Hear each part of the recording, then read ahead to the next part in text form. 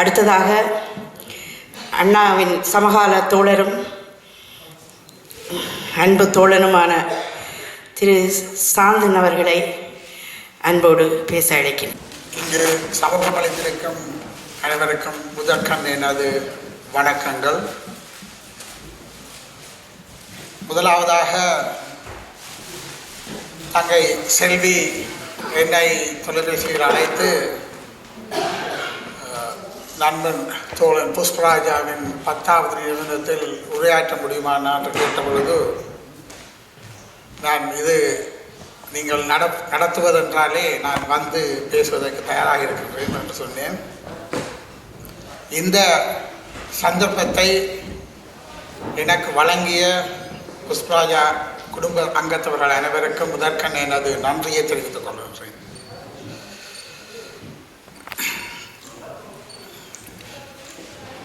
நண்பர் புஷ்பராஜா ஒரு பல பரிமாணங்களை கொண்ட ஒரு ஆளுமை மிக்க ஒரு மனிதர்.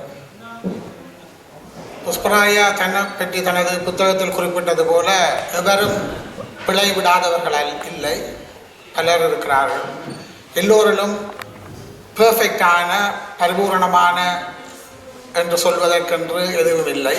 ஆனால் சமகாலத்தில் அந்த காலகட்டங்களை கடக்கும் போது நேர்மையுடன் துணிவுடன் திறந்த மனத்துடன் பழகக்கூடிய ஒரு அருமையான ஒரு மனிதன், நண்பன். அந்த வகையில் புஷ்பராஜாவின் ஆளுமைக்கு அதுவும் ஒரு அடிப்படையாக இருந்தது. இந்த நேரத்தில் நான் யோசித்து பார்த்தேன், 10 வருடங்கள் கடந்து விட்டன. புஷ்பராஜா மறைந்து இன்று 10வது நிறுவனத்தை கொண்டாடுகின்றோம். இந்த வரலாற்றில் சில விடயங்கள் நமது நினைவுகள், எங்களது நினைவுகளும் கலைந்து போகும் காலத்தில் இந்த சில விடயங்களை, எங்களுக்கு தெரிந்த விடயங்களை, புஷ்பராஜா பற்றி சில விடயங்களை பகிர்ந்து கொள்ளலாம் என்று நினைத்தேன். முதலில் மதிப்புக்குரிய நண்பர் சத்யசீலன் கூறியது போல அவர் 1970ஆம் ஆண்டு மாணவர் பேரவை காலத்தில் மிகவும் ஒரு துடிப்புள்ள இளைஞனாக பல நடவடிக்கைகள் ஈடுபட்டிருக்கலாம். நான் நினைக்கின்றேன் அவர் தமிழரசு கட்சியின் வாலிப முன்னணியில் இணைந்து தமிழ் மாணவர் பேரவையோடாக செயற்பட்டு வந்தவர். அந்த காலங்களில் எனக்கு அவரை பேசுவதாக தெரியாது. ஏனால் நாங்கள் சாதாரண மாணவர்களாக இருந்தவர்கள். ஆனால் சத்யசீலன், புஷ்பராஜா, இன்னும் மாவசேநாதராஜா, புஷ்பராணி அக்கா போன்றவர்கள் ஒரு இளைஞர்களுக்கு ஒரு ஆகர்ஷிக்க மிக்க ஒரு தலைவர்கள் என்ற வகையில் அல்லது ஒரு ஆக்ரோஷமான ஒரு நடவடிக்கையாளர்கள் என்ற வகையில் அறிமுகமானார்கள். அதுதான் அவர்களை பற்றி எனக்கு தெரிந்தது. புஷ்பராஜாவும் அதில் ஒருவர். புஷ்பராஜா பல கூட்டங்களில் நான் பேச கேட்டிருக்கின்றேன், கூட்டத்திலிருந்து ஒருவனாக. அந்த வகையில் எனக்கும் என்னை போன்ற பல ஆயிரக்கணக்கானவர்களுக்கும் புஷ்பராஜாவை தெரிஞ்சிருக்கும். புஷ்பராஜாவுக்கு என்னை அப்பொழுது தெரியாது. அதன் பின்னர் அந்த காலங்களில் நான் வைத்தீஸ்வர வித்தியாலயத்தில் மாணவனாக இருந்தேன். அங்கே சபாலிங்கம், நித்யானந்தன் போன்றவர்கள் எங்களது சக மாணவர்கள். அவர்களது தொடர்புகளால் மாணவர் பேரவையினுடைய விஷயங்களை அறிந்து கொள்வோம். நாங்கள் சாதாரண மாணவர்களாக, ஆயிரக்கணக்கான மாணவர்களில் ஒருவர்களாக அந்த நடவடிக்கைகளில் கலந்து கொண்டிருப்போம். அதன் பின்னர் 73ஆம் ஆண்டு உண்ணாவிரதம் பத்திரிகைகளில் வந்தது. அந்த உண்ணாவிரத கூட்டங்கள், அதனுடைய நடவடிக்கைகள் பற்றி புஷ்பராஜா பற்றின அறிமுகங்கள் அல்லது புஷ்பராஜா, வரதராஜ பெருமாள் மற்றும் இன்னும் பலரது மாவேசேநாதராஜா, வன்னை ஆனந்தன் என்று அவர்களது பெயர்கள் வந்திருந்தன. அதெல்லாம் அந்த பின்னணியாக இருந்தது. ஆனால் 1976ஆம் ஆண்டு இங்கு லண்டனில் ஈரோஸ் இயக்கத்தில் தோழர் நாபாவுடன் நாங்கள் இணைந்து கொண்ட போது தான் முதலாக புஷ்பராஜா பற்றிய கூடுதலான விடயங்கள் எனக்கு தெரிய வந்தது, தோழர் நாபாவோடாக. அங்கிருந்து மிகவும் கிரமமாக தோழர் நாபாவிற்கு அவர் கடிதங்களை அனுப்பிக் கொள்வார். தோழர் நாபா எங்களுடன் பகிர்ந்து கொள்வார் அந்த விடயங்களை, அங்கு என்ன நடப்பது. பொதுவாக அது ஒரு சாதாரண செய்திகள், அங்கே என்ன நடக்கின்றது, யார் சிறையில் அல்லது யார் விடுவிக்கப்பட்டார்கள், என்ன மாதிரியான நெருக்கடிகள் இருக்கின்றது என்பது சம்பந்தமான இது. அந்த வகையில் புஷ்பராயாவுடன் ஒரு கூடுதலான பரிச்சயம் ஏற்பட்டது. ஆளை நேரடியாக காணாவிட்டாலும் பரிச்சயம் ஏற்பட்டது. பின்னர்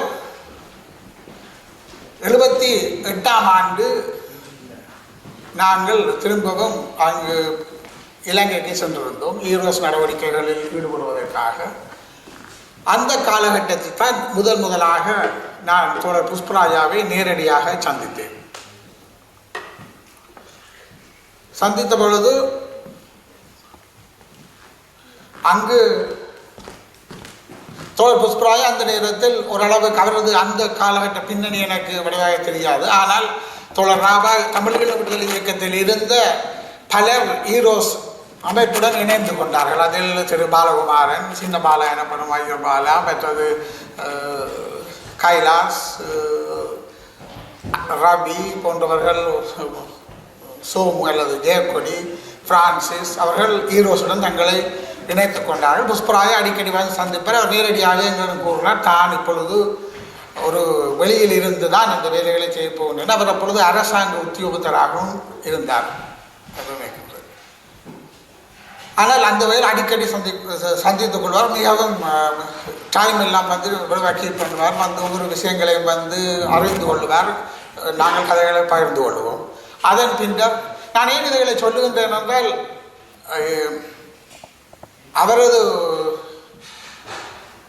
அவரை பற்றி பல பல விளக்கங்கள், பல கட்டுரைகள், அவர் ஒரு பெரிய பிரமாண்டமான ஒரு இதாக இருந்தாலும் அவருடன் EPRL அந்த தொடர்புகள் பற்றி ஒரு சிறு குறிப்புகளை, ஒரு ஞாபகங்களை பகிர்ந்து கொள்வதன் நோக்கத்தில் தான் சொல்லுகின்றேன்.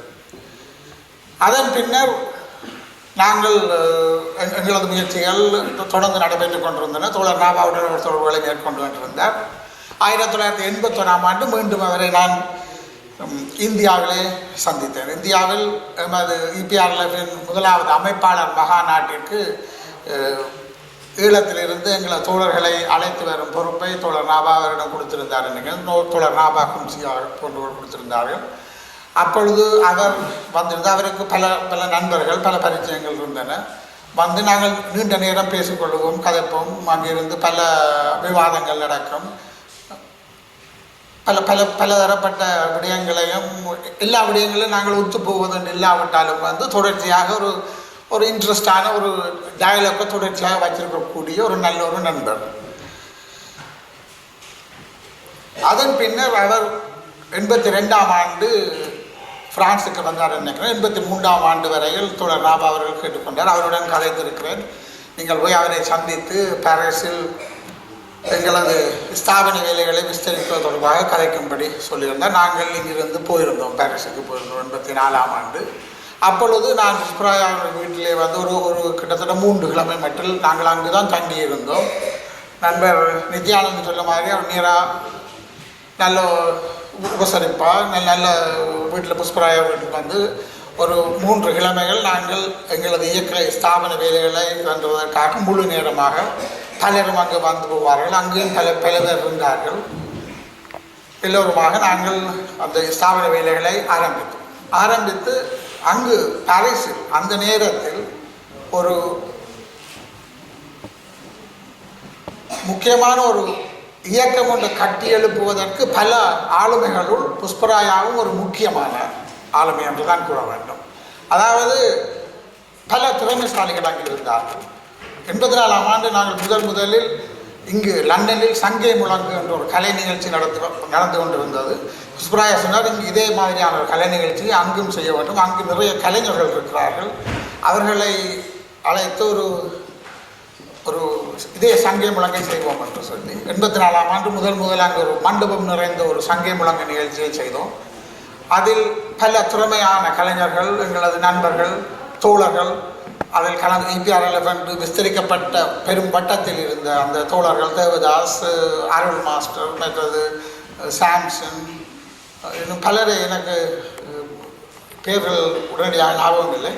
அவர்களிடம் சேர்ந்து ஒரு மிகவும் பிரபல்யமான நிகழ்ச்சிகள் பலரை நடத்தினோம். அங்கு அந்த காலகட்டத்தில் புஷ்பராயாவின் ஆளுமையும் புஷ்பராஜா ஒரு ஆளுமை மாத்திரமே ஒரு செயல் வீரனும். ஒரு விஷயத்தை செய்வதென்று சொன்னால், ஒரு திட்டங்களை போடுவதென்று சொன்னால் அதை இரவு பகலாக களைப்பின்றி அதை செய்து முடித்து விட்டு தான் அது அடுத்த விடயங்களுக்கு நகர்வார். அப்படியான ஒரு அந்த ஒரு லீடர்ஷிப் குவாலிட்டி ஒன்றுள்ள ஒருவர் என்று தான் நான் அவரை சொல்ல வேண்டும். அதன் பின்னர் பல காலங்கள் பல பல விடயங்கள் இருந்தாலும் அவரது முக்கியமான பண்புகளில் ஒரு மனித தன்மையும், மற்றது அவரது அரசியலும் படிப்படியாக முதல் ஆரம்பத்தில் இருந்ததிலிருந்து ஒரு இடதுசாரி அரசியலை நோக்கிய நகர்வு மிகவும் அவரது நடைமுறைகளுக்கூடாக தன்னை நகர்த்தி கொண்டவர் என்று தான் கூறணும். முக்கியமான விடயங்களில் நகர்த்தி கொண்டார். அவர் அண்மையிலும் அவர் சொல்லியிருந்த இன்னொரு நண்பர் மலையகத்தை சேர்ந்த ஒரு முத்துலிங்கம் என்று சொல்லி ஒரு தோழர் இருக்கின்றார். அவர் கூறினார் புஷ்பராஜா 78ஆம் ஆண்டு நினைக்கின்றேன் ஒரு கூட்டத்தில் கொழும்பில் பேசியதில் இருந்து அவர் பேசியதுக்கு பின்னர் முத்துலிங்கமாக்கள் ஒரு தமிழ் சிங்கள மக்களுக்கிடையே உள்ள இனவாத கருத்துக்கள் அறுத்து ஒதுக்கப்பட்டால்தான் இந்த மக்களினது விடுவுக்கான போராட்டம் முன்னோக்கி நகர்த்தப்படலாம் என்ற அந்த கருத்து வைக்கப்பட்ட போது அது தொடர்பாக புஷ்பராஜா முத்துலிங்கத்திடம் கூறியிருக்கின்றார், நீங்கள் இவ்வாறு இருப்பதானால் இப்படி ஈரோஸில் இருந்து இப்படி ஆக்கள் பத்மநாப போன்றவர்கள் வந்திருக்கின்றார்கள், நீங்கள் அவர்களுடன் தொடர்பு கொண்டு கதைக்க வேண்டும் என்று சொல்லி யாழ்ப்பாணத்தில் அவர்களை கூப்பிட்டு ஒரு கூட்டம் ஒழுங்குபடுத்தி அந்த வகையான நடவடிக்கைகளை விஸ்தரிக்கும் முயற்சிகளில் அவர் ஈடுபட்டார். அதுவும் அவரை பொறுத்த வரையில் ஒரு முக்கியமான மைல்கல்லாக பார்க்க வேண்டும். பின்னர் கடைசியாக நான் அவரை பார்த்தது தோழர் உமாகாந்தனின் இறுதி கிரியைகளுக்கு நான் போயிருந்த போது தான் அவரை பார்த்தேன். அதன் பின்னர் தொலைபேசியில் தான் தொடர்பு கொண்டோம். இங்கு புத்தக வெளியீட்டு விழாவுக்கும் இங்கு நடந்தது, அதற்கும் வந்திருந்தோம். ஆகவே முக்கியமாக இன்றைக்கு இந்த நிகழ்ச்சியில் புஷ்பராஜா என்ற ஒரு மனிதன், ஒரு ஆக்டிவிஸ்ட், ஒரு காலகட்டத்தை படம் பிடித்து அவரது வாழ்க்கை ஒரு காலகட்டத்தை படம் பிடித்து காட்டுவது போலானது. அதில் உள்ள சரிபிழைகள் வரலாறு தீர்மானிக்கும். ஆனால் மிக குறைவானவர்கள் தான் சமூகத்தில் தங்களது நேரத்தையும் தங்களது சக்தியையும் ஒரு பொது பணிக்காக அர்ப்பணித்தவர்கள், விரல் விட்டு எண்ணக்கூடியவர்களில் புஷ்பராஜா ஒருவர் என்று தான் நான் நினைக்கின்றேன் என்று கூறி என்னுடைய உரையை முடிக்கின்றேன். நன்றி.